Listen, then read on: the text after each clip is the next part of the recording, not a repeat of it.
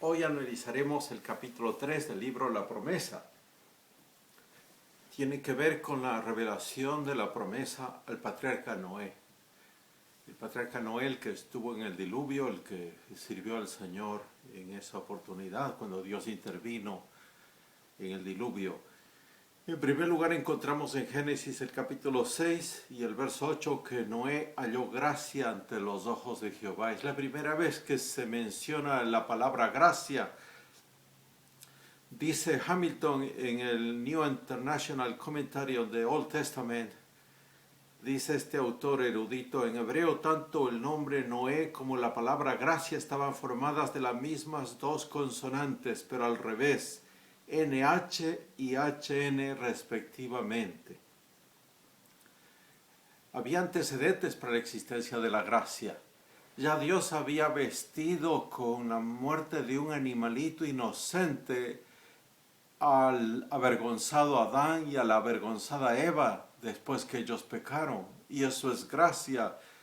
Ya la gracia de Dios les había dado la promesa de la redención de pura gracia. Cuando ellos no estaban arrepentidos, cuando ellos estaban culpándose uno al otro y echando la culpa finalmente a Dios por haberles dado tantas bendiciones, cuando ellos no estaban arrepentidos, Dios se acercó y los buscó. Eso se llama gracia. Es gracia. Es el amor infinito de Dios para los seres humanos, que en muchos de ellos crea fe y en otros crea resistencia a la gracia de Dios. De manera que, hablando de la gracia, el apóstol Pablo nos explica qué es gracia. Y esto tiene que quedar bien claro en nuestra mente. ¿Qué es la gracia? Romanos 4, 4 y 5 dice, pero al que obra no se le cuenta el salario como gracia, sino como deuda. Mas al que no obra, si no cree en aquel que justifica al impío, su fe le es contada por justicia. De manera que la justicia no está de venta, nunca estuvo de venta, nunca fue el pago por una obra realizada. El hombre puede amontonar su obediencia hacia la ley de Dios pensando que está agradeciendo a Dios y está obedeciendo a Dios. Puede amontonar todos los méritos que puede, pero nunca podrá comprar su justificación. La justificación es de pura gracia. Por gracia sois salvos por medio de la fe. Y esto no de vosotros, pues es don de Dios la fe.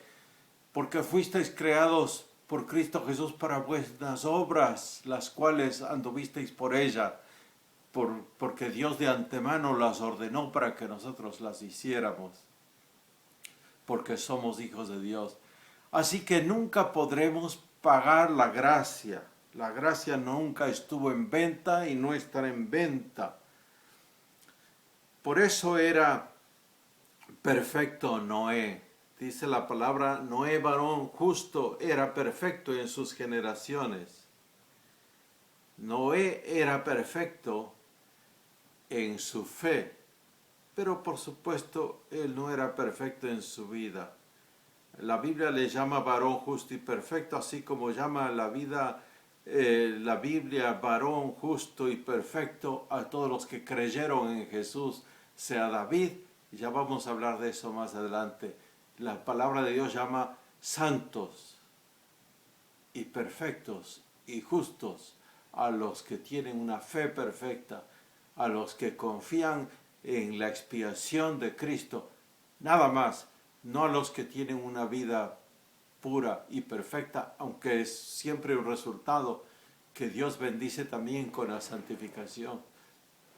Sin embargo, no nos engañemos, David vino con la idea de que la santificación era más importante que la justificación. Y Caín tuvo que morir. Y él tuvo sus descendientes también.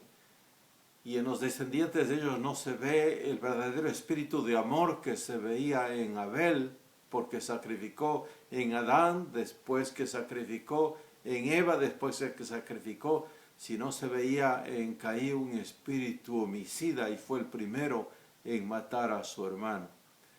Y así también los descendientes espirituales de Caín, los antediluvianos, se empezaron a matar unos a los otros, porque no hay límite para el odio humano cuando se abriga en el corazón.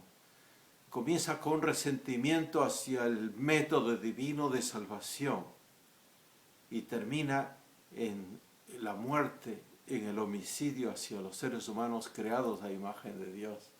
Es una rebelión contra el Señor. Ya vamos a hablar más de la diferencia entre la rebelión y la debilidad humana. Digamos simplemente que Hebreos el capítulo 11 y el verso 7 dice: por la fe Noé fue hecho heredero de la justicia que viene por la fe. Por lo que él creyó, por aferrarse de todo su corazón al método divino de salvación, fue hecho heredero de la justicia que viene por la fe. Por eso era perfecto y recto. Era justo por la fe.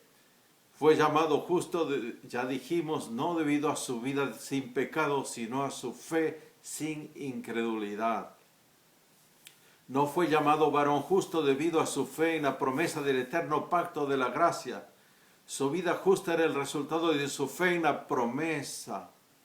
No se le dio la promesa porque era justo, sino que era justo porque creyó en la promesa. Y su vida es un testimonio de su fe. Y quisiera terminar hablando de Noé, esta primera parte, aunque seguimos con el capítulo 2 en el próximo video, diciendo que en la vida de Noé encontramos la realidad de lo que ya estudiamos antes, hablando de la vida de Adán y el resultado de su pecado, la realidad de la frase latina simul justus et peccator, que fue acuñada por los reformadores del siglo XVI, justos y pecadores a la vez. Y vemos a Noé, al que la Biblia le llama varón justo y perfecto, lo vemos a Noé embriagado. Dice la palabra de Dios: después comenzó Noé a labrar la tierra y plantó una viña y bebió del vino y se embriagó y estaba descubierto en medio de su tienda. Se desnudó porque se embriagó. A eso llamamos debilidad. Debilidad de los justos por la fe. Son las debilidades de la naturaleza caída que no quitan que la salvación sea solamente por la gracia de Dios y se obtenga solamente por medio de la fe. Y yo quisiera hacer una reflexión aquí.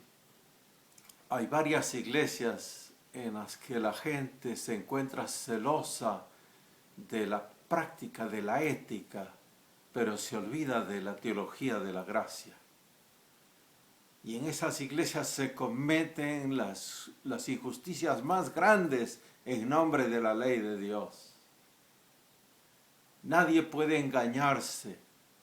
Cuando una iglesia no se dedica a hablar de la gracia inmerecida de Dios en Cristo y de la fe en la gracia de Dios, y en lugar de eso se dedica a ensalzar la ética cristiana nada más, entonces es una iglesia que podríamos decir está por caer de la gracia, o ya ha caído de la gracia, o está en peligro de caer de la gracia. Nada podría ser más erróneo que una iglesia celosa por la ética, pero que descuide la doctrina de la gracia de Dios. Amén.